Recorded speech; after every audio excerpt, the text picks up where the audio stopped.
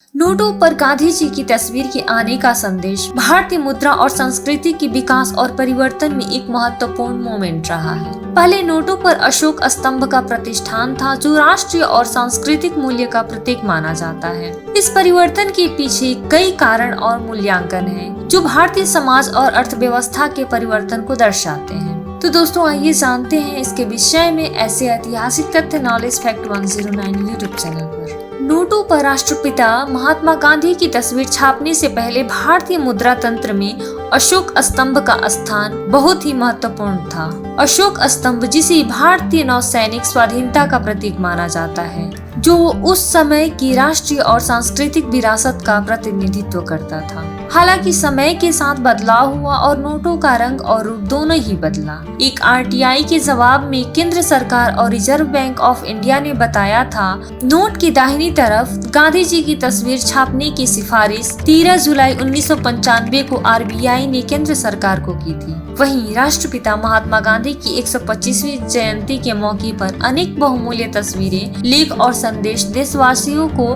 प्रस्तुत किए गए। इसके बाद आरबीआई ने 1996 में नोटों में बदलाव का फैसला लिया और अशोक स्तंभ की जगह राष्ट्रपिता महात्मा गांधी के फोटो का इस्तेमाल किया गया। वहीं भारतीय नोटों पर गांधी जी की तस्वीर से पहले अशोक स्तंभ हुआ करता था। हालांकि इससे पहले भी राजा जॉर्ज पंचम की तस्वीर हुआ करती थी। समय के साथ हुए बदलाव में नोटों का रंग और रूप दोनों ही बदला गया। तो वहीं भारत का केंद्रीय bank reserve bank of India है। इसी 1 रुपए के नोट को छोड़कर सभी मूल्य वर्ग के नोट छापने का अधिकार है, जहां आरबीआई को आरबीआई अधिनियम 1934 के तहत यह अधिकार दिया गया है, जबकि इसी अधिनियम का सेक्शन 24(1) इसे 1 रुपए के नोट को छापने का अधिकार नहीं देता है। वहीं मुद्रा अध्यादेश 1940 के नियमानुसार 1 रुपए का नोट भारत सरकार द्वारा, जबकि 2 रुपए से लेकर 2000 रुपए तक की currency reserve bank of India द्वारा छापी जाती है।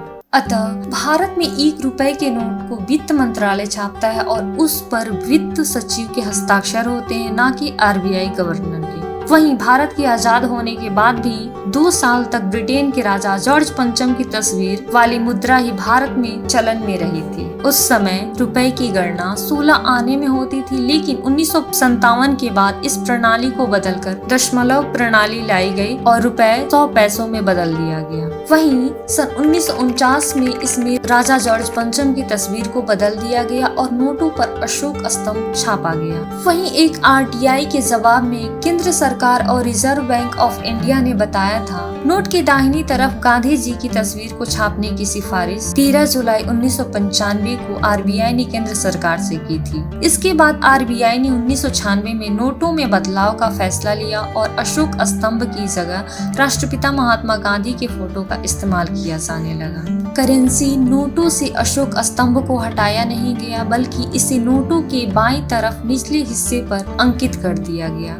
हालांकि इस आरटीआई के जवाब में आरबीआई ने ये भी बताया था कि सरकार ने नोटों पर ये तस्वीर छापने का फैसला कब लिया और इसे कब से लागू किया गया, अर्थात किस तारीख से महात्मा गांधी की फोटो भारतीय नोटों पर छापने का काम शुरू हुआ। वहीं अगर इस तस्वीर की बात की जाए तो यह तस्वीर कोलकाता के वायसराय हाउस में खींची गई थी। सन 1946 के आसपास गांधी जी के तत्कालीन बर्मा और भारत में ब्रिटिश सेक्रेटरी के रूप में तैनात फ्रेडरिक पैथिक लॉरेंस के साथ मुलाकात करने गए थे, तब ये फोटो ली गई थी। इस तस्वीर से गांधी जी का चेहरा पोर्ट्रेट के रूप में भारतीय नोटों पर अंकित किया गया है, जो कि अब यह भारतीय करेंसी का ट्रेडमार्क भी है। तो दोस्तों, आपको ये वीडियो कैसा लगा कमेंट बॉक्स में कमेंट करके जरूर बताएं और वीडियो को ज्यादा से ज्यादा लाइक और शेयर करें।